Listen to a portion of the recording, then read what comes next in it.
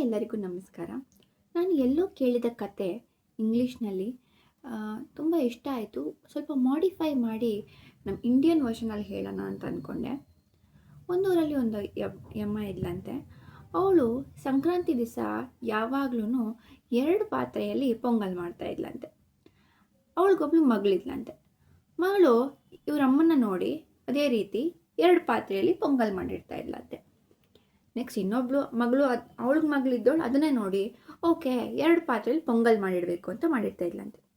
ಹಾಗೆ ಜನ್ರೇಷನಿಂದ ಪಾಸಾಗಿ ಬರುತ್ತೆ. ಒಂದು ಸತಿ ಈ ಒಂದು ಮಗು ಕ್ಯೂರಿಯಾಸಿಟಿಯಲ್ಲಿ, ಅಮ್ಮ ನೀನು ಯಾಕೆ ಯಾವಾಗಲೂ 2 ಪಾತ್ರೆಯಲ್ಲಿ ಪೊಂಗಲ್ ಮಾಡ್ತೀಯಾ, ಒಂದೇ ಪಾತ್ರೆಯಲ್ಲಿ ಮಾಡ್ಬೋದಲ್ಲ ಅಂತ ಕೇಳ್ತಾಳಂತೆ.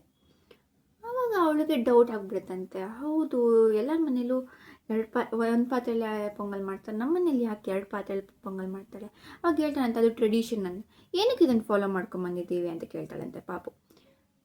ಅದೇ ಇವಳು ಡೌಟ್ ಆಗಿ, ಸರಿ ಇರು, ನಮ್ಮಮ್ಮ ಹೇಗೆ ಮಾಡ್ತಾಯಿರೋ ನಮ್ಮಮ್ಮನ ಕೇಳ್ತೀನಿ ಅಂತ ಅವಳು ಫೋನ್ ಮಾಡಿ ಕೇಳಿದ್ಲಂತೆ. ಅದಕ್ಕೆ ಅವರಮ್ಮ ಇಟ್ಕೊಂಡು, ಹೌದಲ್ವಾ ನನಗೂ ಗೊತ್ತಿಲ್ಲ, ನಮ್ಮಮ್ಮ ಹಂಗೆ ಮಾಡ್ತಿದ್ರು ಅದಕ್ಕೆ ನಾನು ಹಾಗೆ ಮಾಡಿದೆ. ಸರಿ ಅವರಮ್ಮಂಗೆ ಕಾಲ್ ಮಾಡಿ ಕೇಳಿದ್ರಂತೆ. ಅವರಮ್ಮ ಇಟ್ಕೊಂಡು, ನನಗೂ ಅಷ್ಟಾಗಿ ನೆನಪಿಲ್ಲ, ಇರು ನಿಮ್ಮ ಅಜ್ಜಿನ ಕೇಳಿಬಿಡ್ತೀನಿ ಒಂದು ಸತಿ ಅಂತ. ಫಾರ್ ಗಾಡ್ಸ್ ಗ್ರೇಸ್ ಅಜ್ಜಿನ ಬದುಕಿದ್ರು ಅಂದ್ಕೊಳ್ಳೋಣ.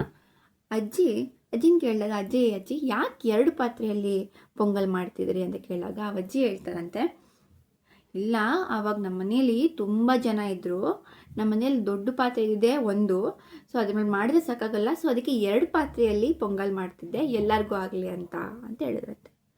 So moral of the story ಏನಂತ ನಿಮ್ಗೆ ಆಲ್ರೆಡಿ ಅರ್ಥ ಇರುತ್ತೆ.